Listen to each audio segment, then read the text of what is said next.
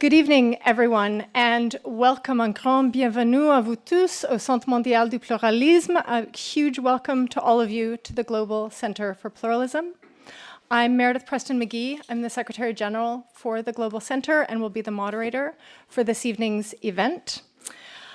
I wanted to begin just by making a few brief remarks. We will have a ceremonial opening, and we are particularly honored to have with us Elder Verna McGregor of the Kitigan-Zibi First Nation, on whose unceded and unsurrendered territory we are privileged to be gathering here for this discussion.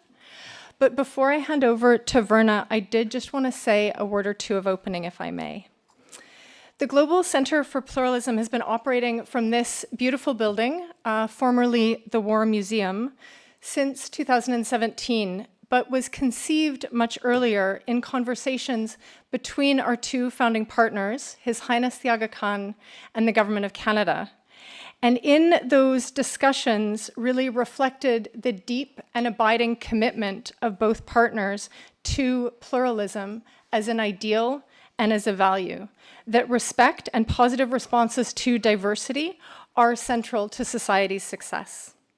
And this vision that how societies can thrive when our differences are genuinely valued is our North Star as an organization. And it is also, as I've seen, working in peace processes and peacemaking for almost 25 years now, absolutely central to the business of making peace. However, while we find this vision an important inspiration and aspiration to us, I'm deeply conscious of how incredibly difficult it is in practice, particularly in our polarized world of today. When we think about building a pluralist society, we think about governmental laws and policies, we think about what our media tells us, we think about how we educate our children, and how we treat one another. And there are so many different ways that we need to do together to construct a pluralist society. But one core piece of the puzzle that I see as deeply under threat in our societies today is our ability to talk to one another, our ability to be in respectful dialogue with one another, and in dialogue that seeks to understand each other, dialogue that does not seek to simply prevail one opinion over the other, but together to build common understanding. I'm conscious how much we are retreating into positions, fearful of engaging in the uncomfortable conversations that we need to have. And in so retreating, we're losing a muscle memory that is so central to how we can have these discussions and how we can build a pluralist society. And I think this is harder to do than it ever has been. And it's for that reason that I am so grateful that all of you have come tonight to listen to two incredible thinkers who are really living this every day. I'm also incredibly aware of how incredibly difficult the issues are that we're going to be discussing tonight, and that they are tied to trauma and conflict, to oppression and marginalization, and to some of the gravest violations of human rights in our global history and in our present day. And as such, I know that many of us will not agree tonight. I know that the conversation will be difficult and will be emotional, but I'm really grateful that all of you are with us tonight to engage in the spirit of respectful dialogue. And so I want to thank you again for being with us in those moments. And in order to really begin to set the stage, we're particularly pleased that Elder Verna McGregor has once again agreed to join us in a ceremonial opening to begin to frame tonight's conversation. Thank you.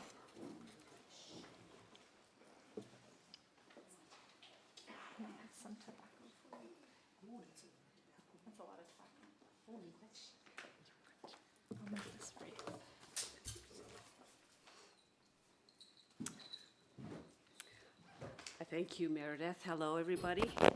Bonjour tout le monde. Kwe kakina Pemadzajik is well-being people in Algonquin. I'd like to welcome you to our traditional unceded lands here, and I'm very honored to be here with this conversation. For us, we're known as the Algonquin Omamininawak, which is the Algonquin of the northeast of Turtle Island. For those of you who don't know what Turtle Island is, we considered North America, we still do consider North America Turtle Island. And west as Algonquin, we met a lot of the explorers here.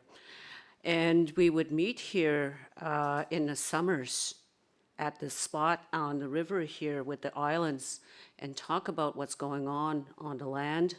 And my official introduction would be Kwe Vernon Indishnikas or Wawasajes in Indishnikas, Walgushnadodam Shejonim Kipanesi. My traditional name is Wawasajesi, which is a long story, and my clan is Fox on my mother's side and Thunderbird on my father's side. And that's how we would introduce ourselves, because we're still known for the birch bark canoe. And I do a lot of climate change conferences too, and I said, we travel carbon free. But it was foretold now, the time we're in today, too, amazingly enough. And our nation, as well as the Iroquois, the Haudenosaunee Nation, and other nations in Mi'kmaq, we had these wampum belts, and we called them peace belts, too. And they were also governance, but they were also used as social belts, too, as a recording. They were mnemonic symbols or items. And but one of them we have is the Seven Fire Prophecy Belt.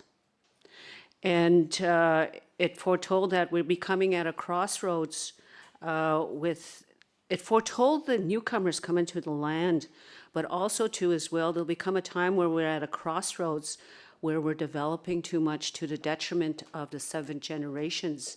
And if you look at where we're here now in terms of our development, and when we have conflict now, it's more dangerous, and that's to the detriment of the 7 generations.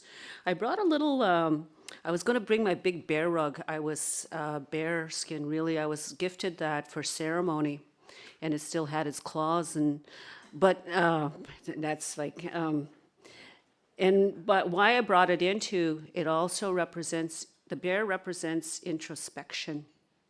It also represents courage when it comes out in the spring. It's known for the pituitary gland, and that's with the introspection. We all need to go inside ourselves, because one of the elders talked about, it's all about healing ourselves, because if we don't heal ourselves, look at what we're doing to the planet. And one of the significance, again, as I said too as well, is this is so significant, this location here in Parliament Hill, because yes, you have the confluence of the rivers. You have the Gatineau River, which we call that Tanangit Sibi, coming from the north. You have also the Ottawa River, which is the Kichisibi, which comes from the west to the east. And then you have here Pasapakajuan, which is the Rideau River, which is a funny river. It's a north-flowing river coming from the south. And it's similar to this as a medicine wheel, if you've seen this in any of the First Nations communities. This is, it represents the 4 colors. It represents the 4 directions, north, south, east, west. Sun comes up in the east, goes down in the west, cold in the north, warm in the south, although climate change is changing that. It also represents, though, one of the biggest stories I was told through my parents is that there was 4 colors of people on this earth. And, but we were all given the original instructions to be caretakers of this earth. And one of the stories, there'll become a time when there's a need for a reminder that people have forgotten what our roles are here. So what it also represents that we come from spirit, like the sunrise, you take your first breath, you do your earth journey here as an infant, adolescent, young adult, older adult, middle-aged adult, and elder in preparation return back to spirit, back to our ancestors who love us. So, but one of the biggest teachings is regardless of our differences, our beliefs, our colors of skin, our histories, our language, what binds us together is that we all are connected to the earth and the 4 elements, which is the earth, the water, the air, and the fire. And the fire represents the sun, the fire of the earth, and our internal fire. And the water all connects us too. And the air, and I remember going with David Suzuki an event, and he was talking about we are all breathing recycled air from one another. And so it's that interconnectedness, and that's why too as well there's a need for us too to settle conflict and have the healing of Mother Earth. So on that note, instead what I'm going to do is I'm going to sing a little welcoming song, but it's a welcoming song to the ancestors. And I'm asking the ancestors to come in, and that includes your ancestors, because we all come from ancestors. And then the second part is the second part of the song is also sending love to your ancestors and your fellow human beings. So I have I brought my little rattle, and this we call that sheshigwan. And it's also used in healing ceremonies. And so I'm just going to sing you a song, but also too, I'm just going to say miigwech onje nasema onje kashkitochama and dose konche non gom shuen mishnone na because miigwech ka gijenda onje kakina ayangwam sen widoka kakinan pemats jigdanis wagonche. I'm saying thank you, Creator, the Creator of everything, for allowing us to come together and have a good gathering, because we at the end too as well, we all return back to spirit, whether we like it or not. So, but it's also looking after Minopimadazuin, which is well-being. So if you bear with me, the second part you can sing in if you want, and if not, that's okay. But it's an honor song, and what I'm going to do is I'm going to light a tiny, tiny smudge, because some people may have breathing problems, and it's just to honor too as well. If this was a lodge, everybody would smudge as you come in.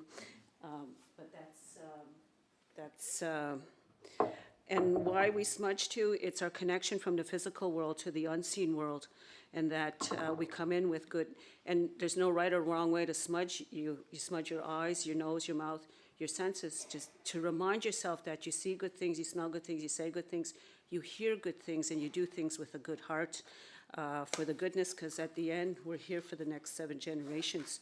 So just a sec. It won't be a big smudge, because the room is all it's pretty hot as it is. And it's to send good prayers to everybody. And so here we go. Pinde gegnen mishom senan, pinde gegnen goknesnan, pinde gegnen jino and dog, ya hey, ya hey, ya hey, ya ho. There's a part if you want to sing along. Ya hey, ya hey, ya hey, ya ho, ya hey, ya hey, ya hey, ya ho, ya hey, ya hey, ya hey, ya ho, ya hey, ya hey, ya hey, ya ho. Now this is sending love to your ancestors. Nizagi agnin bishon sinan, nizagi agnin goknisnan, nizagi agnin jino and dog, ya hey, ya hey, ya hey, ya ho. Ya hey, ya hey, ya hey, ya ho, ya hey, ya hey, ya hey, ya ho, ya hey, ya hey, ya hey, ya ho, ya hey, ya hey, ya hey, ya ho. Oh, geez, you sing well. Let's do a repeat. No. I wish you a good conversation, and yeah, I think the biggest drawback today is our lack of communication and understanding. And so all the best to you, Meredith, and miigwech for everybody coming tonight. Thank you.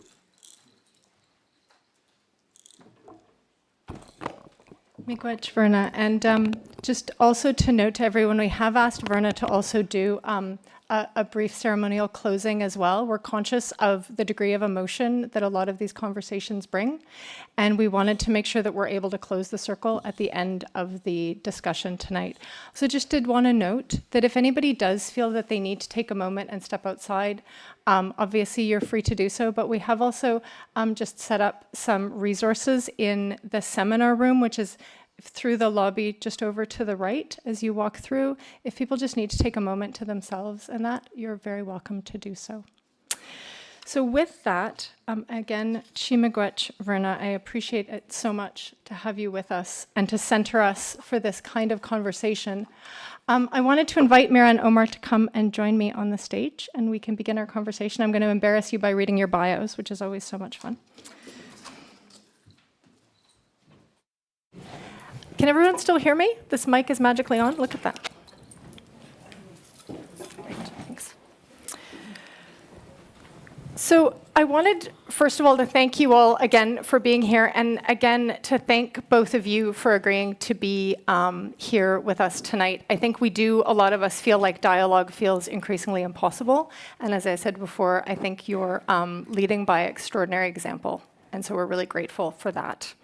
I am going to embarrass you both by reading your bios. I hate having my bio read at me when I'm on a stage, but I'm going to do it anyways. Mira Sucharov is a Canadian Jewish political scientist at Carleton University here in Ottawa and a thought leader within the North American Jewish community. She's written and edited 3 books about Israel-Palestine and was a columnist at the Israel Daily Haaretz. Omar Dajani, a Palestinian-American professor of law at the University of the Pacific, previously served as legal advisor to the Palestinian negotiating team in peace talks with Israel and is currently co-chair of the Joint Board of A Land for All, an Israeli-Palestinian peace movement. So first of all, again, welcome to both of you, and thank you for being with us. Thank you.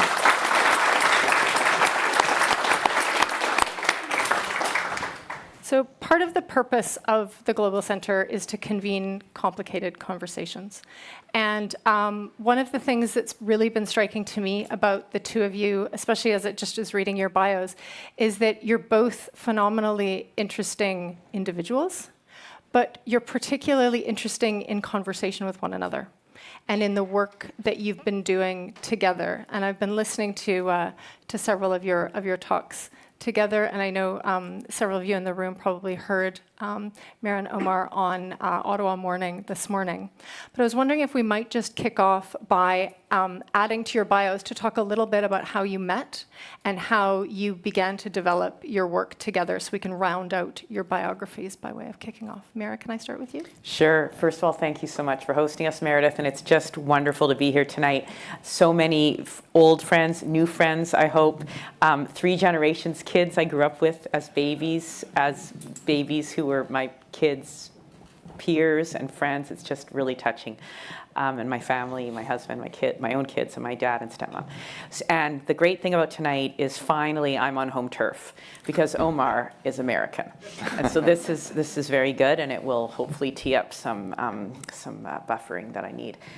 May 2021 was the last round of active hostilities between Israel and Hamas before October 7th. And Omar and I had been Facebook friends for several years before then, but we'd never much interacted. And I don't think either of us necessarily even remembers who friended who, but I'm anxious to get to the bottom of it to prove that you friended me.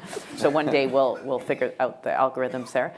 And Omar had written a very short piece explaining, giving context, informing his audience about what had led to these hostilities and trying to understand them, what was leading Israel and Hamas to be trading fire.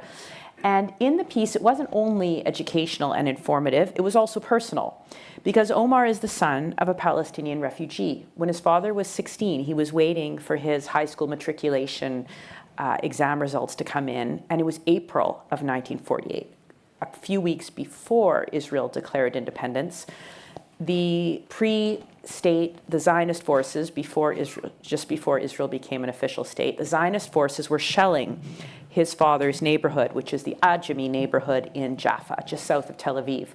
And Omar's father's family informed him that they would need to leave right away. So they fled into a fishing boat in which they had some shares. They fled north to Lebanon and then over to Syria and then eventually to Texas, where Omar was born and raised. Had they chosen to go south, they would have been in Gaza. And that's what Omar was trying to explain to people, is how Gaza became Gaza. 2/3, as many of you know, of current Gaza residents are refugees or descendants of refugees. So when I shared the post, Omar did something very uncool. He thanked me. And so already I realized this is a mensch, as we say in my language. One of my languages. And from then on, we started talking. Omar, do you want to pick up the story? Sure. I wish that there were a similarly good Yiddish word for a woman mensch, because I discovered quickly that Mira is one. Because not only did I see that she had shared what I wrote, but she also then proceeded to defend my honor with the large number of folks who follow her on Facebook, raising hard questions. And that was really meaningful at that juncture. Someone who didn't know me, who was capable, as you've just heard, of really hearing my story and of engaging others with regard to it. And so when Mira reached out to me a few months later saying, I think that as much as I've written about Israel-Palestine, the fact that I have never written something together with a Palestinian is a gap. And would you like to explore writing something? And so over the course of conversations that stretched initially for a few months and then now a few years, conversations that included some really hard times during visits to Israel-Palestine together, and even harder times in the months since October 7th. We have built both a friendship and a professional collaboration that didn't set as its initial goal dialogue, but I think that in the ways that dialogue maybe should, has been transformative for each of us, as well as for both of us.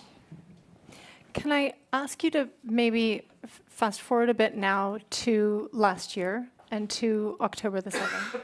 I think, Omar, in one of the earlier talks that you and Mira gave, you mentioned that because you had a relationship with Mira and her world as well as yours, that the events of the 7th of October were both personal and political, rather than just being political in that space.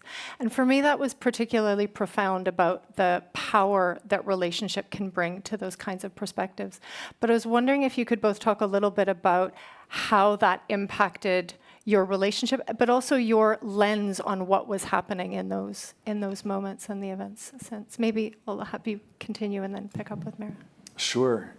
So last summer, in July of 2023, Mira and I planned a trip, and during each of these trips, because we're working on a book together in which we are undertaking to show each other this place that means so much to both of us for different reasons.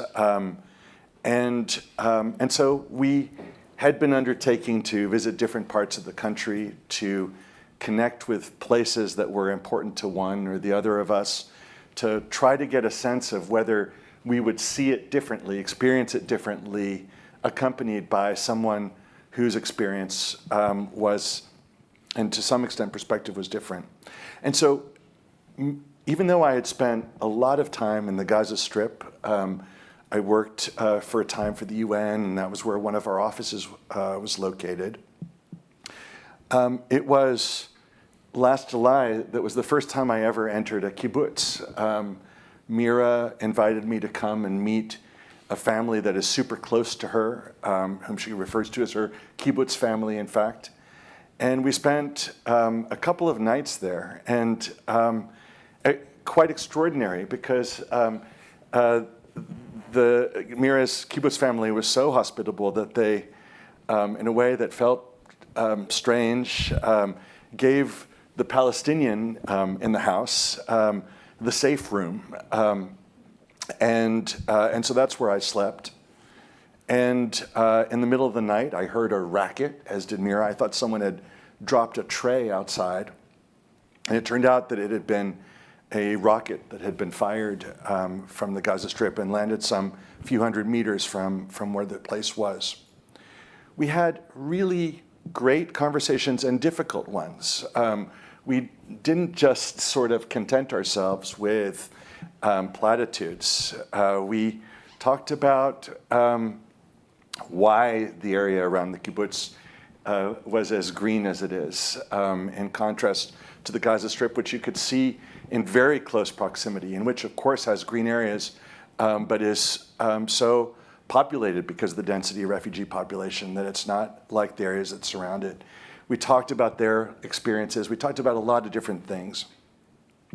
And I left feeling connected to these folks. And so when on October 7th, Mira called me, we happened both to be in New York for a talk that we were about to give, and said, you won't believe what's just happened. That, as you said, Meredith, it wasn't possible for me to just think about this the way that I might have even 4 months earlier as a geopolitical event, or as something that augured dangerously for Palestinians in the Gaza Strip, because that certainly was obvious that was to come. I also thought about these folks whom I had built a connection to, and I think we'll talk later about the movement that Meredith mentioned earlier, Land for All. But to me, one of the greatest mistakes that's been made in Israel-Palestine is the idea that separation, ethnic segregation, is the key to peace. And I think one of the things that this experience of connecting with Mira's kibbutz family and what its consequences were really made clear is that it's actually, as we say in Arabic, that absence makes the heart grow colder, not fonder. Mira, I know you have been engaging in a number of the travels and that Omar has been talking about, and so maybe same question to you in terms of how that's shifted your perspective for October the 7th and what's come since. Mm-hmm. Well, in terms of October 7th, I felt privileged to be able to bring Omar directly into the world of the grief that I was undergoing. I mean, my kibbutz family narrowly escaped being taken hostage, but a friend of mine, Vivian Silver, who Omar had also befriended, we had sat in her living room that same summer. We thought had been taken hostage. Turns out she'd been murdered that day. But some of the other things that I've learned from when I travel with Omar is things that seem to be very natural, like my connection to Hebrew. That isn't viewed in the same way by Palestinians. And so that was something that I learned maybe the hard way when Omar said, do you want some unsolicited advice? And which means, of course, I have to say yes. I have to be grand. And then Omar says, if you're trying to make a connection with a Palestinian citizen of Israel, even though their Hebrew is flawless, because Palestinian citizens of Israel are trilingual, the way to make a connection is not to toss out a Hebrew phrase. And that was really hard for me to hear because I love languages. I also love Arabic, but my Arabic is still not very good. I'm working hard at it, but my Arabic teacher is based in Gaza, and so I haven't had lessons in a year, although she did just have a baby and we're in close touch, and she's also Omar's teacher. His Arabic's way, way, way better than mine. So I would love to speak Arabic to them, but I can't. And the last thing I want to do is speak English, because that's not very interesting. So the idea that my other language, the language I speak only to my kids in, the language I have a Hebrew tattoo of my kids' names, the fact that that language would seem threatening or unsavory, that was hard to hear. And so I guess what it makes me think, it doesn't make me simply want to say that I'll never speak Hebrew again to Palestinians. What it makes me think is back when Omar and I were working on a paper together, and we talked about creating a playlist while we were working, and Omar offered some Palestinian songs. I offered some Palestinian songs as well. We both like the same Palestinian hip-hop artist. I have a picture of him in my Facebook with Omar. I feel very, very proud.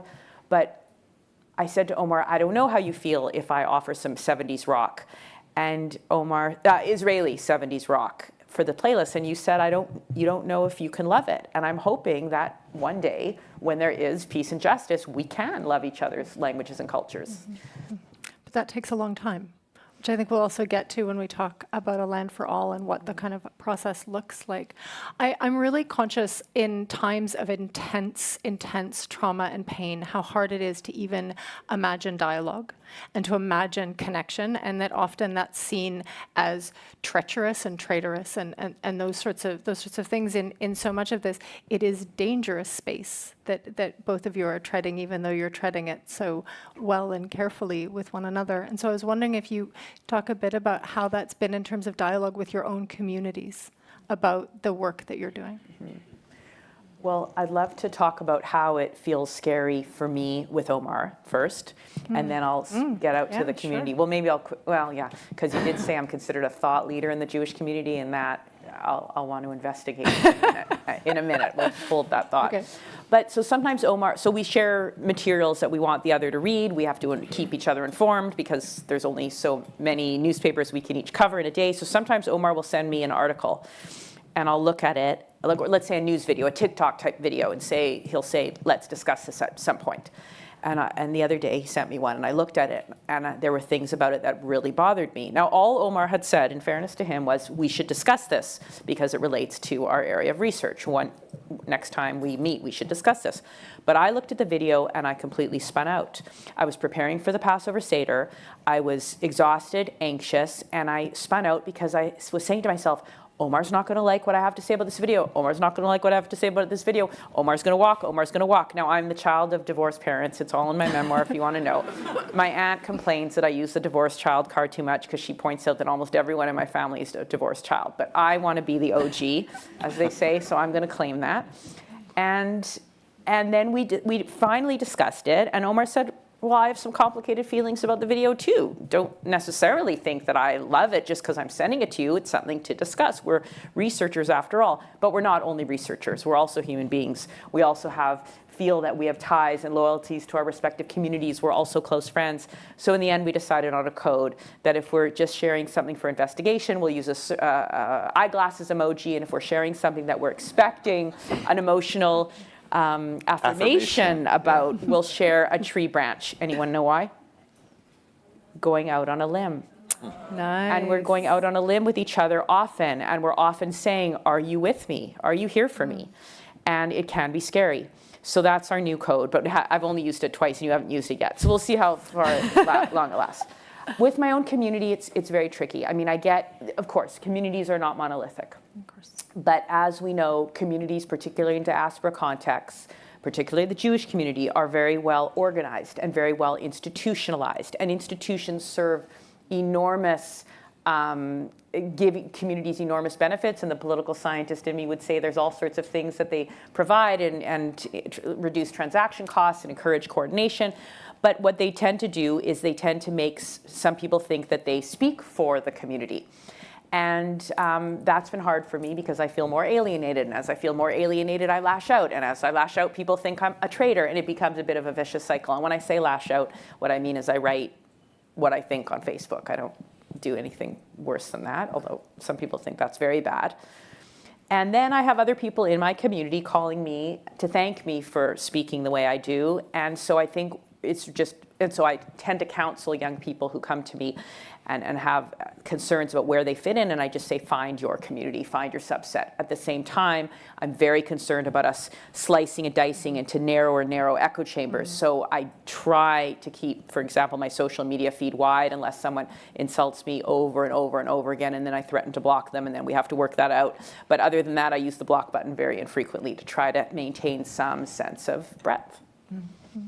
And Omar, how is it for you? Also complicated. It's one thing to have a working relationship with someone who approaches some of the things that are unfolding day in, day out differently than you do, who receives news of the latest casualty counts in the Gaza Strip with horror, but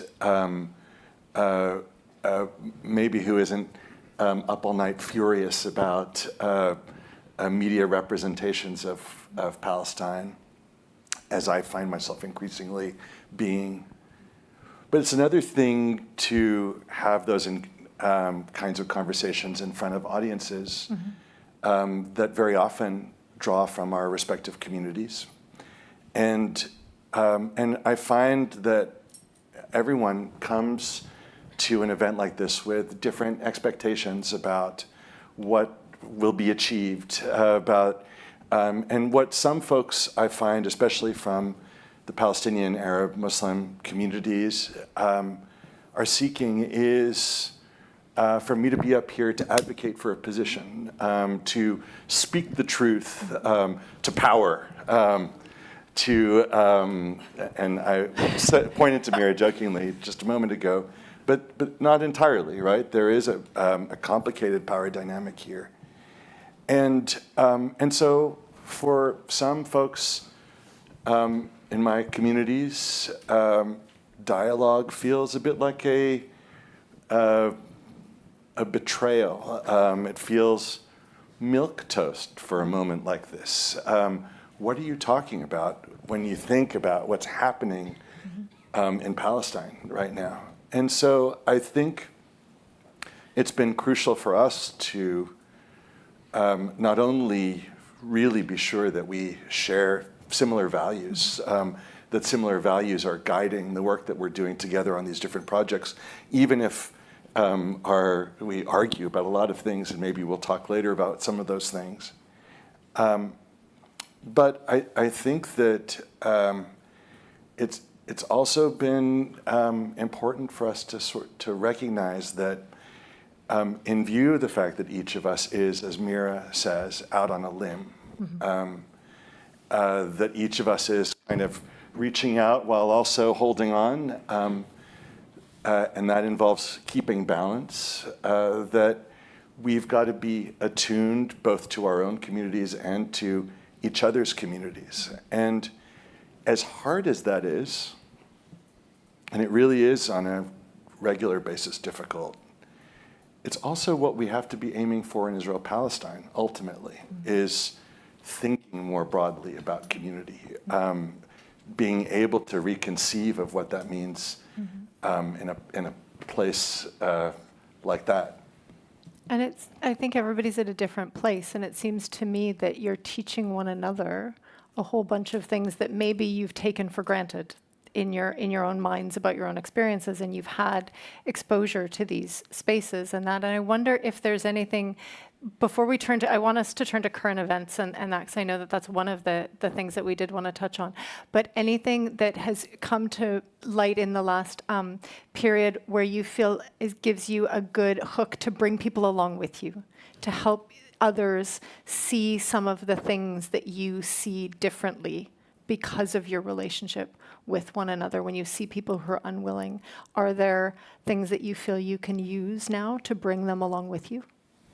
You didn't I think really the importance of articulating one's values and thinking about what those are, and thinking about values as distinct from the group you belong to. So although one value might be loyalty to one's own group, and that could be but at least you're using the word loyalty. You're thinking about that. Is that a value? And so, or then you think, well, loyalty, safety, dignity, rights, and then you toggle them together and see what comes out in the wash. And once you've articulated those values, then you can be in dialogue with someone, as we often are, and say, well, does this suit our common values? We often talk about the importance of not targeting civilians. So today we agreed that we often have different interpretations of some of the phrases that are in circulation, but one of the phrases we agree on, is resistance by any means necessary. We agree that phrase is unacceptable morally because it refers, or it allows for, or even encourages or enables the targeting of civilians in the context. We've always talked about how important context is, which is why October 7th didn't come out of nowhere, and there was a broader context of occupation, just like resistance by any means necessary being chanted now in the wake of October 7th. There's the context of targeting civilians. Not only civilians were targeted, there were also military targets that were hurt on October 7th. But insofar as the Hamas attacks involved killing, maiming, and raping and kidnapping civilians, we agreed that that's not an okay phrase. So that, but we didn't just come out of that from nowhere. We said, what are our common values? And so I find that that's helpful to encourage others to have the kinds of tough conversations we do. And when somebody says to you, Omar, how can you be in dialogue in this moment? What do you say? So I think the idea that I come back to is one that I kind of gestured to earlier, which is 7 million Jews and 7 million Palestinians live in one space, Israel-Palestine. There is not an alternative to us living together in that space. And so we have to find ways. Now, Mira and I don't live there, but we are engaged as scholars and in a sense as activists and the search for ways of making that happen. And conversations like this are part of that, but also helping each other to hear. There is a gap between what we say, or when we speak, there's a gap between what we mean and the way others hear what we've just said. Yeah. And each of us engages in a process, I think, of helping the other to translate. And so when we talk about resistance, that's one context. Another is an expression like globalize the intifada, which each of us reacts very differently to. I remember the first Palestinian intifada started when I was a university student in the late 80s. It was an expression of hopefulness, of the possibility of what civilian resistance might look like. It felt nonviolent. It felt intersectional insofar as Palestinians were reaching out to movements across the country across the world for support. And so when I hear globalize the intifada, I hear something completely different than what apparently Joe Biden hears. And so when Mira and I had a conversation about it, and she said, oh, well, I mean, I hear the meaning that you're talking about, but I can't get the events of the second intifada out of my head when I hear the word intifada. I can't get suicide bombings out of my head. And I worry about the ambiguity there. Us being able to have that conversation and then to take the next step, which is to say, to urge to folks in our respective communities to clarify, to say, when we say from the river to the sea, Palestine will be free, what do we mean? When we say, I stand with Israel, what do we mean? And because those phrases can be heard in ways that are not only devastating, but may be at odds with what the speaker intended to say. And I think this was something else that we wanted to come on to, because I think what you're describing also is one of the barriers for how people can understand one another and be in dialogue with one another. And I know that one of the other things we wanted to talk about is some of the terms that have become so contested, and thinking also about other terms, settler colonialism, Zionism, and so forth. How do you, through your work with each other, but also more widely, help to sort of bring a different understanding both to what the terms mean, imply, and how they're used? And Mira, maybe. Yeah, well, I'd love to share very, very briefly a survey I ran with American Jews on the word Zionism. But first, before I do that, I would like to say that I'm hearing Zionist a lot these days, and many Jews are hearing it as a dog whistle for Jew. And the way it is used, like the student leader who was at Columbia who was found with a video from January saying he wants to kill Zionists, Jews hear it as a genocidal call to kill Jews, or a mass murder. I guess an individual doesn't necessarily able to do genocide, but some sort of mass murder call. So I think it's very important to, when one is talking about Zionism, to talk about it as an ideology and not to throw out the term Zionist where people don't even know what that means. That said, Zionism means different things to different people. So here's what I want to share. And I want to give a little research credit to my daughter who helped me craft questions for this survey that I ran in 2021. I asked American Jews, are you a Zionist? 58% said they were. Then I said, I'm going to give you a definition of Zionism. I said, Zionism means the belief in a Jewish and democratic state. Are you a Zionist? 71% said they were. I said I'm going to give you another definition. Zionism means an emotional attachment to Israel. Are you a Zionist? Also around 72% said they were. Then I gave them a final definition. I didn't tell them where I was getting it, but I know from my own research and talking to Palestinians, I know that this is how Palestinians think about Zionism and how Palestinians have experienced Zionism. But I didn't say that, I didn't say Palestinian, I didn't say anything. I said I'm going to give you one last definition. Zionism is the privileging of Jews over non-Jews in Israel. The privileging of Jews over non-Jews in Israel. Are you a Zionist? Only 10% said they were. Because of this survey, I never use the word to describe myself anymore. I also never use the word non-Zionist or anti-Zionist to describe myself. It is too rife for misinterpretation. And so what I really am committed to doing is encouraging people to talk about policies and practices. Now, that leads to a term like settler colonialism, and then I'll turn it over to Omar. Many Jews feel very threatened when scholars or activists refer to Israel as settler colonial.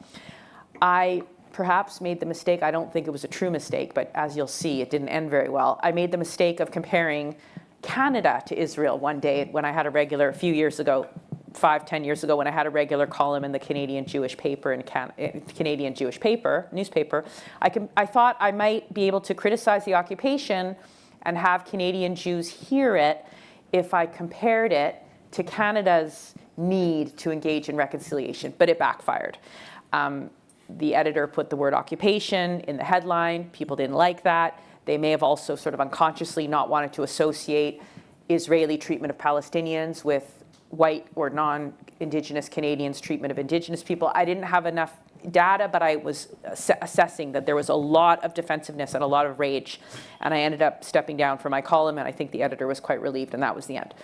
So settler colonial makes many Jews feel like the people who are using that term are trying to delegitimize Israel. And maybe they are trying to do that. But in a way, it's irrelevant. What does it mean to delegitimize Mira Sucharov? To say Mira's done some poor things, Mira needs to reckon with some actions she's done. What does it even mean to delegitimize? So I think, again, that creates fear and panic. So again, to focus on what has been the effect of Zionist policies on Palestinians. And now when I say Zionist policies, I mean the pre-state policies of Jewish immigrants coming, creating the Yishuv, the pre-state Jewish community in Palestine. What has been the effect of the occupation? What has been the effect of laws in Israel that privilege Jews over non-Jews in terms of land ownership and an array of sectors? Once you can look at policies, then there's an opportunity to change, and then there's less panic and less defensiveness. And some communication, because you're talking about the thing that lies beneath rather than what you might assume to be the thing?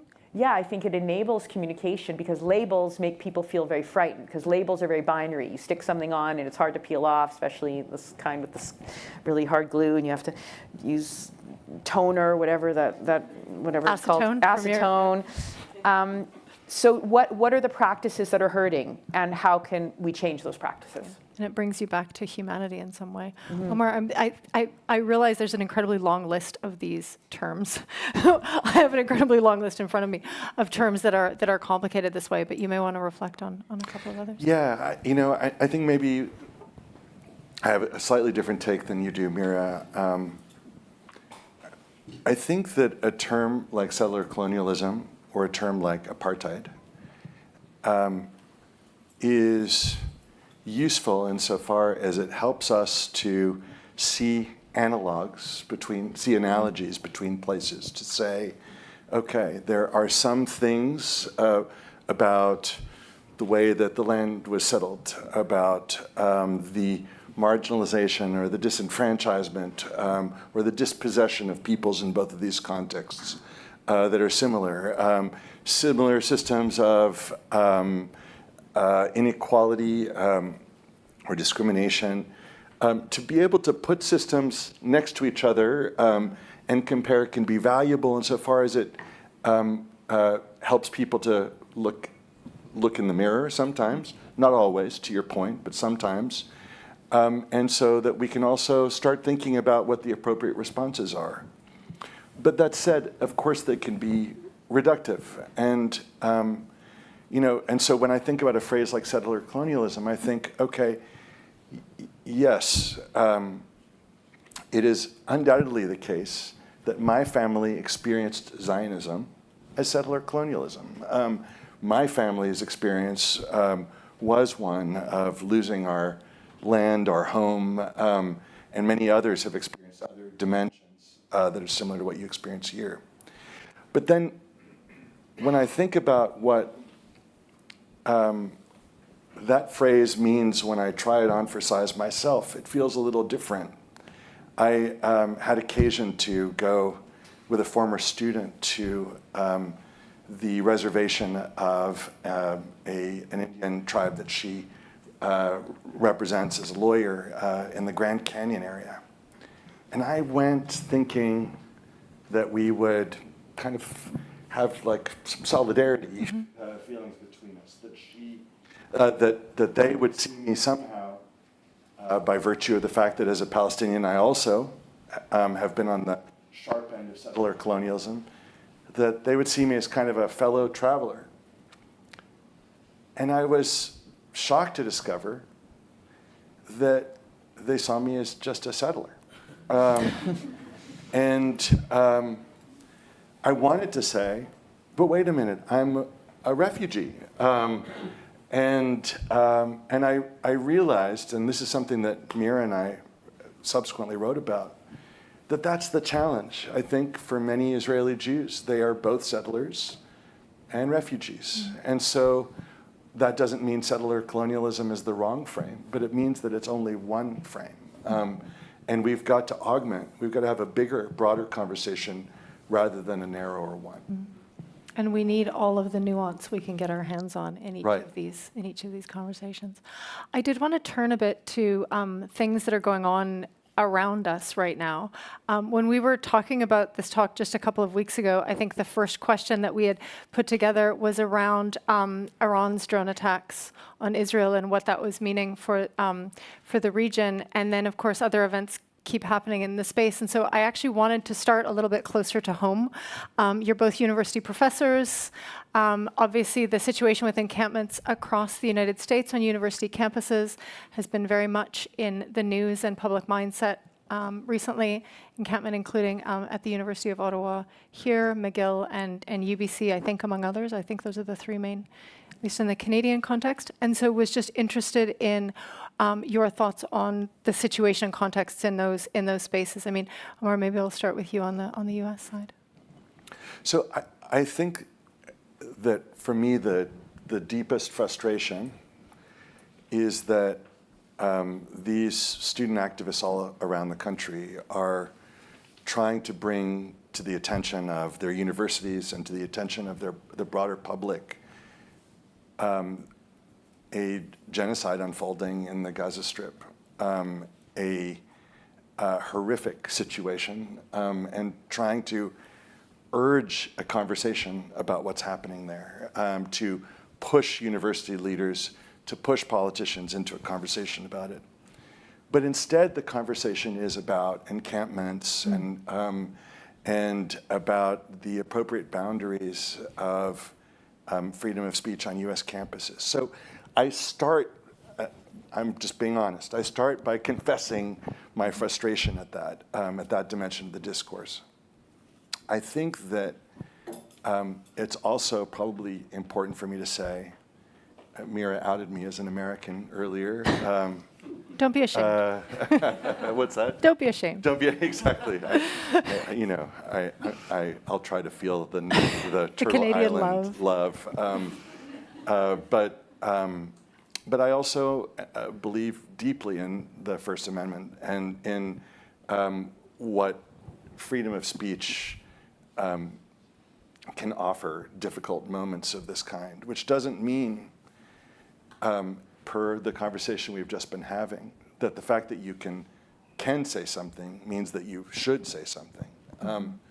But to my mind, we should be giving students a fair bit of space to express outrage at something that not only feels deeply outrageous to them, but with respect to which they feel that they have very few other lines of communication. They feel that our politics, for example, is one that can't accommodate a diversity of perspectives around this issue. So with those two things said, I would like to encourage student protesters to speak with less ambiguity and more clarity. I would certainly urge them to avoid anything that would cause their Jewish fellow students or other members of the community to feel threatened or unwelcome. And it's my sense from, Mira and I were comparing how different our feeds are. It's my sense from my feed that a real effort has been made to do that. I was talking with a friend who's teaching at UCLA, a Jewish professor there this morning, who said, listen, I was on campus for the last few days, and what I saw there, I admired. I thought it was good. I certainly didn't feel threatened, and I generally felt good about what I saw. And he was also horrified by the ways in which the media seemed to be framing what happened there last night. He called it a pogrom by folks from the community against the encampment. Those were his words. That was his word, not mine. Folks from the pro-Israel community had attacked the encampment, yes? Because people may not realize that. Sorry, I wasn't clear about that. But when I read the New York Times this morning, what I read about were clashes between protesters and counter-protesters. And so all of that said, I think that as we grapple with these encampments and a politics that's going to continue through the summer, I think that we should give students and others the credit of letting the conversation turn to what they're trying to foreground, rather than to questions that are all about U.S. political dynamics. And I think we were talking upstairs earlier also about an instinct maybe that the stakes are too high to even give any ground for dialogue with students in some of these spaces, when actually maybe that is one of the things that could be constructive in this space. But I don't know, Mira. Yeah, back to common values. What is very disturbing to me about campus dynamics in general since October 7th is sides. And when I say sides, it doesn't mean Jews versus Palestinians necessarily. There are many Jews who are active in Palestine solidarity movements, fewer Palestinians, fewer to none, who are active in Israel advocacy groups for obvious reasons. Power matters. Also, of course, non-Jews and non-Palestinians active in Palestine solidarity spaces, many fewer in Israel spaces. But nevertheless, there are two camps, and then a whole bunch of students kind of trying to find their way. And the two camps do not give an inch to the suffering of the other side's people. You will never see a Palestine solidarity group calling for the release of hostages. You will never see a Israel advocacy group or an organized Jewish group like Hillel or Chabad, and if I'm wrong, please correct me. It's always hard to prove a negative, but I'm quite sure, decrying the degree to which Israel has used force and bombed indiscriminately, cut off food, fuel, and water to Gaza, now letting in a trickle. And that, to me, that's unconscionable, because we should have a single standard and a single set of values. Civilians should never be targeted. War crimes are never acceptable, whether they're done by a non-state actor like Hamas or a state-based actor like Israel. What would it look like on our campuses if we had a single standard and we together pointed the finger wherever it needs to be pointed, including looking at structural oppressions? It doesn't mean flattening, it doesn't mean equalizing the Palestinian power to the Israeli military might, which is, of course, bankrolled and backed by the U.S., the global superpower. It means still taking into account structural power and looking at the next day and the day after and the kind of overall peace and justice rearrangement that needs to happen. And I think that sets us up. I'm conscious I do want to make sure that we get some questions from the audience, but I did maybe want to turn a little bit to the future look. And I know both of you are involved with a land for all and thinking about just what you were saying about what happens in the day after and the day after and the day after that, and how can we imagine something that is a future, as you were saying, 7 million Palestinians, 7 million Israelis on a piece of land. What do you do? So I don't know, Omar, if you wanted to maybe kick off with a few remarks specifically about that. I'll have Mira chime in on that, and then we will have some time for some questions. Sure. And so the movement that we've been referring to, which is a movement that's been around for around a decade, but that has become increasingly active over the last few years and has grown exponentially just in the last 6 months. A Land for All, or Two States, One Homeland, is a movement that is guided by a vision for the future. Indeed, part of the idea behind it is to say one of the mistakes that global policymakers have made, and here I really do direct this to Washington, is thinking about the next step we can take and then the small step after that, rather than thinking about what could work ultimately and reverse engineering from there. And so what A Land for All does is precisely that. It says, okay, in view of the parity of peoples, in view of the fact that both Israeli Jews and Palestinians seek self-determination, we're not yet at a post-national moment. And that's true not just among Israeli Jews, but truly among most Palestinians I know in the occupied territory, and more broadly, and polls bear this out. They're not prepared to give up their attachment to Palestinianness. And so in a context where both peoples need self-determination, the establishment of a Palestinian state alongside Israel is necessary. But the way in which A Land for All departs from the approach to a two-state solution that prevailed during the Oslo process is that it recognizes, A, that this space, Israel-Palestine, is precious in its length and breadth to both peoples. That for me, as a Palestinian from Jaffa, from the city of Jaffa, which is now inside the state of Israel, that's an attachment I'm not going to give up. And that there are Jews who seek to be able to pray in the shadow of the tomb of the patriarchs, or live in the lands that were where the ancient Israelite kingdoms actually stood, which are in the West Bank. And so the answer that A Land for All has conceived is two states, but with gradual steps toward freedom of movement and then freedom of residence for all people within this space. And so that a Palestinian refugee, refugees like my family, could return and become citizens of the state of Palestine, but then become permanent residents of the state of Israel, voting in local elections in Israel, but voting in national elections in Palestine. And the reverse of the same approach would apply with regard to the hundreds of thousands of Israeli settlers in the West Bank. It is a difficult scenario, and one that will require difficult steps to get to, but one that I think really is responsive to the needs and aspirations of both peoples. And I'll say just one last thing about this, which is that the movement constituted its first joint board in September of 2023.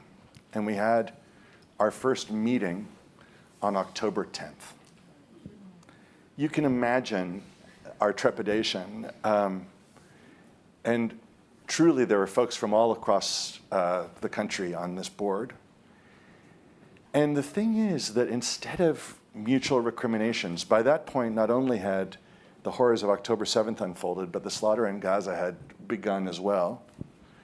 And instead of mutual recriminations, what was exchanged instead was sympathy and solidarity. And indeed, I think that this feeling was captured best by one of my Palestinian colleagues on the board, whose family is from Gaza, and whose wife's family, 23 members of his wife's family were killed in one night in a missile attack just before U.S. Thanksgiving in November.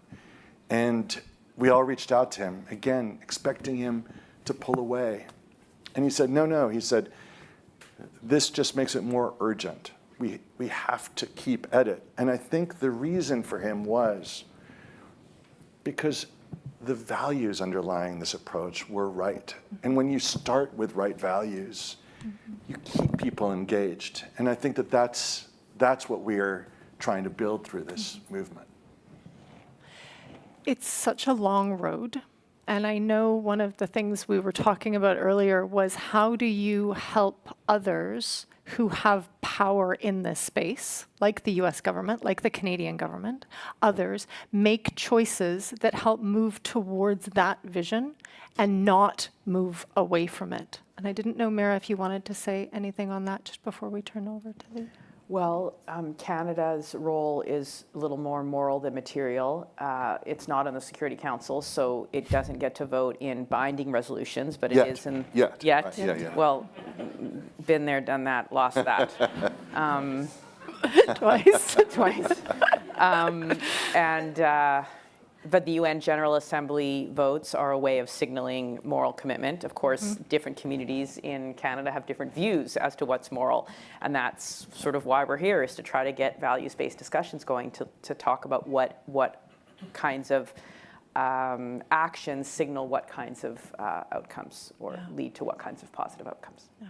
And I think thinking more about those core underlying values that both of you are speaking so eloquently to is an important compass for so many people who are working on these issues. I know we have some policymakers in the room. I'm not going to single any of you out right away. But I think if I may, I'd love to open the floor. I'm sure there are questions. We have some microphones that will be coming around. So if I can just see hands. If I may, Amira, I might give you the privilege of the first question, and then Alex. Thank you. Thank you so much. What a pleasure it is to have this opportunity. I just want to thank Meredith for organizing it in the Global Center, and for you, Dr. Mira and Dr. Omar. It's lovely to hear you. I'll jump to my question. You've covered so much terrain. I'm going to try to do a little bit of that in the question, so forgive me. But dialogue requires a baseline of agreement. Mira, you talked about, values-based discussion. Meredith had raised the issues around terminology and the terms that people use. And Omar, a few times you mentioned terms like apartheid and genocide that some people might actually get up and walk away from that dialogue immediately before you've even started to engage. And then in considering the word power that you used early on, and especially when thinking about prevailing media narratives, which have come up a few times, and the political discourse, it truly feels that dialogue and engaging in any form of true dialogue really becomes the purview of a few, and a few who have already built strong, trusting relationships. And so, in particular, thinking about our young people, which are on many of our minds, who are themselves learning how to have dialogue, and in this current context, face severe repercussions if they get it wrong. So the question really is, how does this actually manifest itself in our society, given the online space that is also a huge influence on people's thinking and creating these echo chambers? How do we actually operationalize what you two are so beautifully demonstrating to all of us right now? Other than cloning the two of them I mean, that would around be nice. everywhere, right? Yeah. Well, I mean, when I think about apartheid and genocide, the helpful thing about those terms versus a term like settler colonialism, the helpful thing about those first two terms is they are codified in international law. So one thing anyone can do is pull up the definition on your smartphone, but make sure you pull up the legal definition, not the Merriam-Webster definition, and you can put the case up against the definition and examine it together. And then if someone disagrees, well, then you're having a reasonable disagreement. You're saying this doesn't match. Now, that part of the problem with apartheid is, of course, it emerged from a particular case, South Africa. But remember, it just means apartness in Afrikaans. So it's a regular word. And same with genocide. It's codified, and of course, it rests on intent, so there's a level of interpretation, but at least you can have a reasonable discussion. As for young people and people who are trying to feel their way on social media, I encourage people to pose questions. I'm trying to figure this out. Who can help me? And then people will show sort of their true colors as to whether they're good interlocutors when they respond. Are they going to shame you for asking the question? Are they going to offer some thoughts of their own? And you can start to build a community. Who are the people who are thoughtful and really trying to work stuff out together and make a better world? It's striking to me that the two of you began this journey on social media when I think so many of us feel like it is actually antithetical to these kinds of dialogue spaces. So interesting also on thoughts on how do you then find ways to be physically together in order to have conversations, because it can be hard online. Omar? Yeah, I'd maybe say two things. The first is that institutions are important as conveners. At the law school where I teach at the University of the Pacific, we have a spectacular dean, Michael Hunter Schwartz. And when the Middle East and South Asian students came to him and said, we'd like to do a teach-in about what folks' legal rights are in the context of navigating through this perilous political conversation that's unfolding about Israel-Palestine, he said, absolutely. He said, but can I suggest that you reach out to the Jewish Law Students Association, co-sponsor this? And he said, and we'll put the full weight and pocketbook of the school behind this effort. And so what began as an initiative by one group was given an institutional imprimatur, and a nuanced program was developed. And what was, I think, most satisfying for both the dean and for me, because I got involved fairly early on, was that the students themselves within that framework took the lead. They took the lead in choosing speakers. They took the lead in defining ground rules for the conversation. And while it wasn't free of acrimony, there were folks there who had really rough things to say. It was, I think, by virtue of the fact that we started a certain way, I thought a really encouraging and informative conversation for folks who were there. And so institutions, I think, can set a tone. And then I think the other piece, and I think it is not, there's a question about what the right timing is. But in our own engagements with our own communities, I think that we also need to have some hard conversations about discourse. And so let me speak about my own community on this front for a second. While I am a supporter of the BDS movement, boycotts, divestment, and sanctions as a nonviolent means of effecting change in Israel's policy, I have real concerns about what's come to be called anti-normalization, an approach that started off with a sensible basis, which said occupation, dispossession is a fundamentally abnormal scenario. We should not take steps to treat something that is abnormal as normal. I really embrace that and agree with that. What I don't embrace is refusing to talk to folks who don't sort of meet a particular litmus test, whom you can't say, check all the boxes with respect to either their political commitments or their associations, their identifications. And so in my engagements with Palestinian students, I have pushed them to think twice about what's become a reflex in Palestinian politics, which is to draw lines about whom we will speak to. And I realize that that's a hard thing for them, especially right now, And it's a hard thing for me to advocate in this situation. But I think that that maybe that's our role as adults in this moment. And there need to be many, many, many different forums and conveners and spaces, and there will be times where people can't speak with certain others, and there will be times where people need to speak as themselves and then come into wider spaces. And I know, Amira, you and I have talked also about the power of private spaces, especially when people feel the fear of failing being so high stakes that they can't take the first step. That I think more spaces that can be quiet and private and then grow is another important space to remember. Alex, you had your hand up there. Maybe I'll stand so I'm not hidden back here. Thanks, Meredith. My name is Alex Neve, and amongst many different roles, I currently teach international human rights law at the University of Ottawa. Thank you to both of you. This is it's such a gift to have this space which offers some hope and inspiration and example and an incredible sense of courage and honesty, which aren't on abundant display around us these days.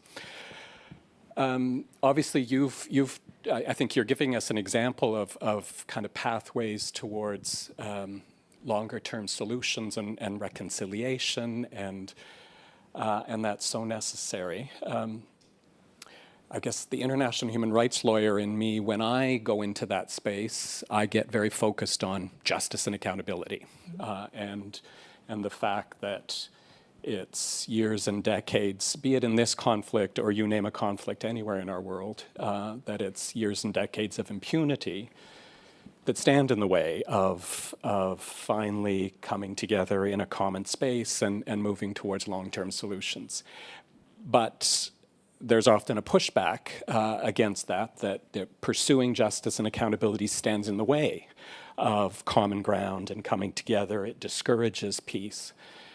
I'm just wondering, I'd be interested in your take on where the justice and accountability agenda fits in what you're sharing with us.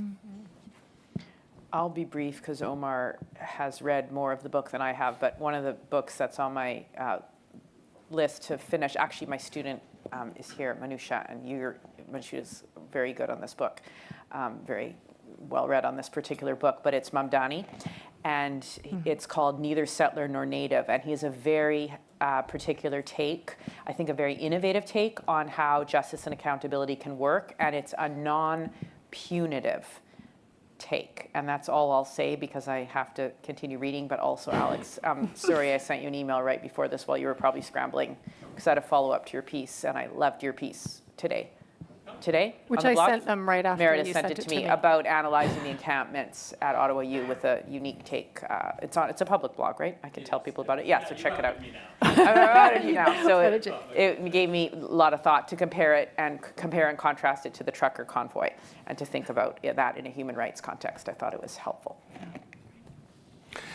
So I think Mamdani's argument is in part that when you're dealing with ethnic or national conflict, or even outside of that, when you're dealing with crimes that are committed in a group's name, that it is problematic to single out individuals for responsibility, that the responsibility, he urges, should be understood to reside with the group rather than just with the individual. And so he suggests that remedies like the international criminal law writ large, or and institutions like the International Criminal Court and the kinds of justice that it delivers, he thinks fail to appreciate the nature of the problem that they are undertaking to solve. And I think there is some logic in what he says, but your question raises sort of the bigger question that I think he leaves unanswered, which is, what does that look like? How do you strike a balance between peace and justice? And I don't have a satisfying answer by any stretch. I guess I would say that I do think not everything has to come at once. And so while I am very opposed to agreements never to address questions like this. So for example, when I was involved in the peace talks, Ehud Barak, then Prime Minister of Israel, said, Palestinians, when you sign on the dotted line of a peace agreement, what you have to sign up to is end of conflict, end of claims, meaning it's all finished right here, that's it. You can't say another word about what's happened over the last 75 years. I think that that asks too much of people. And I think that that is itself an impediment to moving towards an agreement. And I also, as we were discussing a little earlier here at the center, I think there's an understanding that peace processes don't end when an agreement is signed. It's a long-term process. The implementation is as much the part of that process as negotiation. So I wouldn't think that it's a good idea to surrender such claims. I don't know that they need to be, however, a prerequisite for moving forward. And I don't know that they always are a good incentive. And so my really unsatisfying answer is that I think it's contextual, that we've got to muddle through, that there are going to be contexts where you create a framework that really privileges truth without accountability for the time being. You create some contexts. In some contexts, you implement accountability mechanisms at a narrow level, like individual sanctions, which are starting to be applied, or maybe even individual criminal liability. And I think that we muddle through to answers that are going to work. I don't, unfortunately, think there's a perfect balance to strike. Yeah, I was in Berlin last week, the week before, and we had a panel on human rights and mediation, and another colleague that several of you will know, Barney Afako, was on the panel, and he's, of course, a transitional justice expert and human rights expert, and equally incredibly august mediator and mediation advisor. And his take on it, which I really liked, was that we have to stop seeing these things as either or, and that actually the pursuit of justice is the reason you seek peace. And if you don't, I mean, to your point about Prime Minister Barak's, sort of you sign on this line and everything goes away, that isn't peace. That's right. Because that's a false sense of what you're getting. But if you create a process, and if you create a process that also starts to build towards a series of actions that will build reparations, not even necessarily a question of financial, but societal reparation in those pieces. And if you can build that into the process, as you were saying, the implementation and the process that you're even imagining in a land for all, then you start to build those steps towards that. And so I do think we need to start trying to push back more against what has become, I think, almost a trope in our field, right? You can have peace or you can have justice, but you can't have both. But actually one is really the extension of the other. But you at A Land for All have a lot to do. I want to see, I think we'll have time for one more question, and then I'm going to ask both of you one last piece. So Anush, you had your hand up? Thank you very much. I wanted to say I think there's a particular power to being here in the Center for Pluralism, because the concept of pluralism invites us to think beyond binaries. So to build a little bit on your comment just now, Meredith, and I wanted to ask about the path out, and whether imagining multi-logs instead of dialogues can help. Context matters. So in this arena, here we are. I'm someone who's had the privilege of being the daughter of immigrant settlers to Canada. I always say I'm 100% Canadian, 100% Scottish, 100% Armenian, and 100% shamed uninvited guest on this land, which is historians' math. And I think that on some level, with all of those different influences, I've grown up, for example, with an understanding that in the region, my father was born in Aleppo, that there isn't just a Palestinian-Israeli conflict. That it's impossible to imagine this in just this very simple binary. That there's a major regional engagement and regional participation in this process that kind of extracting from the broader context maybe doesn't help us with problem solving, for example. And the communities who live on these lands are also more multiple than the current binary really allows for on some level. So I just thought that here we are in the Center for Pluralism, and I wanted just to hear you a little bit on pluralism. Thank you. Yeah. And maybe to tack onto that, because I was sort of connected to what I wanted to ask each of you to end on, is in connection to that, what gives you hope?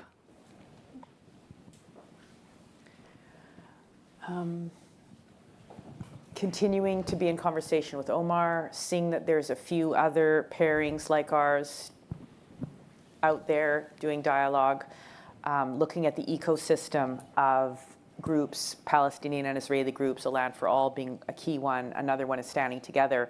Last month, I had the privilege of moderating an event in Toronto with two of the leaders of Standing Together, a Jewish Israeli and a Palestinian citizen of Israel. 800 people registered or attended.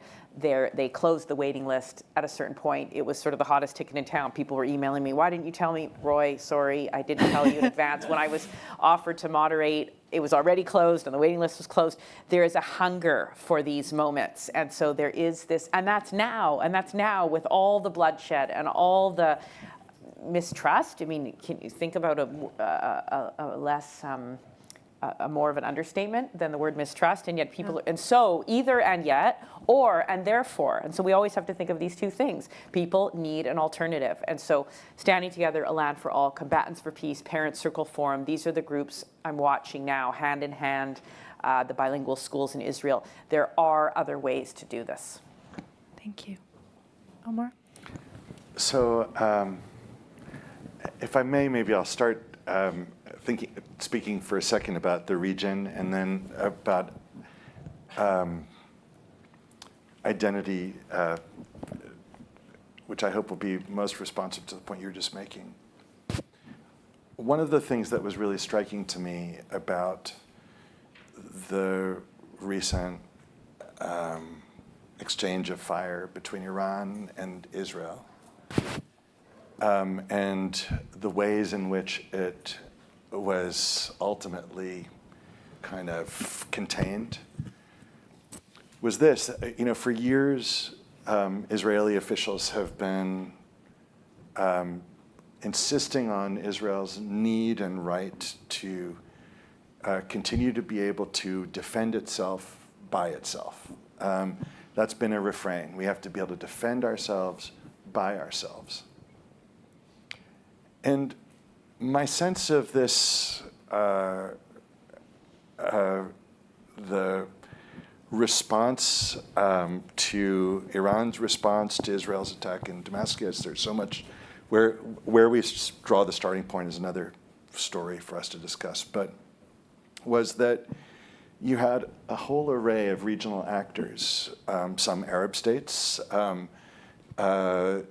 some Western states, together, both coming to Israel's defense with regard to these drones and things like that, and staying Israel's hand, saying, this is it.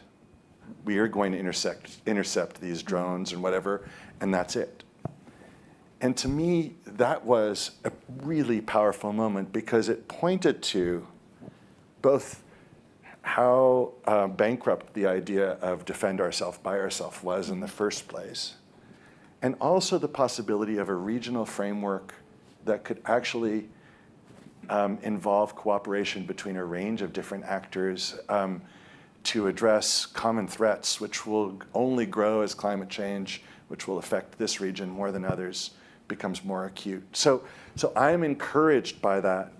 But I'll end with something that's maybe more germane to your question, Anush, which is I had a conversation this last summer with one of my fellow Land for All, he wasn't yet, but we both ended up on the board of a Land for All, who's an Israeli Jew whose family comes originally from Yemen. And Mira and I have been talking a lot about Ashkenazi Mizrahi culture and what the complexity of Mizrahi identity. And I, as a Palestinian, Syrian, French, Roman Catholic, Sunni, Alawi, Texan, am very sort of interested in compound identity. And so I said to my colleague, I said, so do you ever think of yourself not as Mizrahi, but as an Arab Jew, exploding that binary? Do you think of yourself as an Arab Jew? I asked him. And he said, no. He said, mostly these days I just think of myself as an Arab. And that to me was such a powerful gesture and idea. And I think that it speaks to how dynamic these identities are. And if we can sort of recognize that and see the threads of common experience, and certainly Arab Jews and Palestinians have plenty of common experience to draw on, there's no end to what I think we can do together. That's a beautifully hopeful note. And I realize I didn't ask you both if I could do this, but I did want to quote from your first chapter. Am I allowed? Of course. Because they're also, because they have so much spare time, writing a book, developing a podcast. When the book comes out, we'll invite you back. We'll invite all of you back, and we'll have a book launch. But you very kindly gave me the first chapter as preparation, and there was a piece in it that I thought really encapsulated what we're trying to think of when we think about relationship and emotion and so many of the things that we're talking about here tonight. You said, they had spent many years considering institutional arrangements that could pave the way for peace, but they knew that precious little attention had been devoted to the emotional pull, the dreams and possibilities that animate the longing of Jews and Palestinians in diaspora. In showing each other their versions of the country, the people, the landscapes, the smells, tastes, sounds, and textures, and the histories and memories that give them meaning, they hope to model what it might take to move from conflict and oppression to justice and community. And I can't wait to read the rest of the book, but I thought that just really encapsulated what both of you are trying to do. And I just wanted to say a huge thank you. Un grand merci, shukran. Don't know how to say thank you in Hebrew. Ta-da. Toda. And thank you to both of you so much for being with us. I'm going to ask you all to give them a very warm round of applause, but also to keep your seats because we are going to ask Verna to close. But again, thank you both so much. Thank you so much.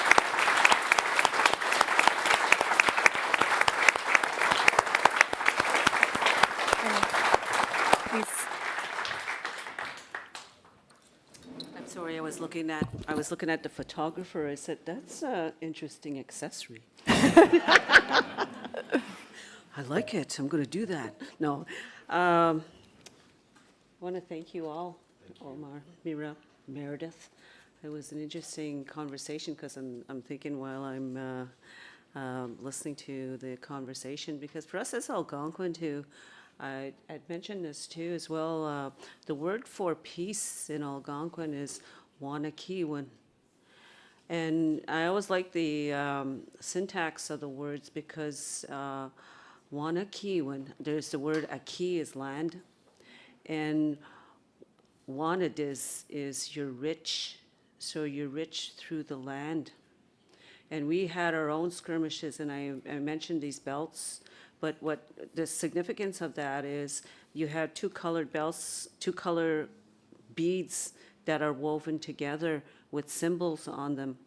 And really the significance is how do you weave together two different ideologies without destroying each other? Because we are rich through the land, and we all belong here on this earth too as well. We're given here a gift of our journey. So on that note, I'm just going to say a little prayer, and I say, miigwech, kakinaka, ojegashkito se ko she no gom we do kwa kakina pamazajik. Mom de gave me God wajik chi minopa matsuwach to wanna kiwaj, he nabikis, Mia, miigwech, miigwech, miigwech, miigwech. Miigwech is thank you in Algonquin, and I say it 4 times, to honor the 4 directions, the 4 seasons, the 4 stages of your lives here. You have a good journey, and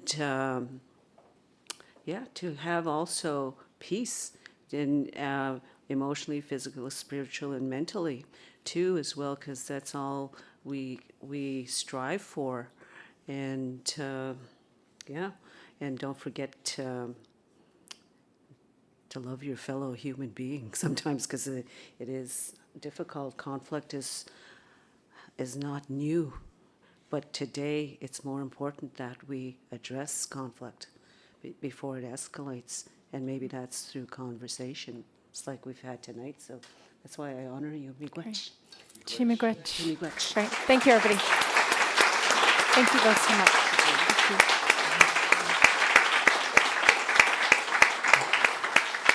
I think there still might be food and drink outside. I'm looking to see if my staff are nodding. Yes. So please feel free to continue the conversation. And thank you again so much for coming.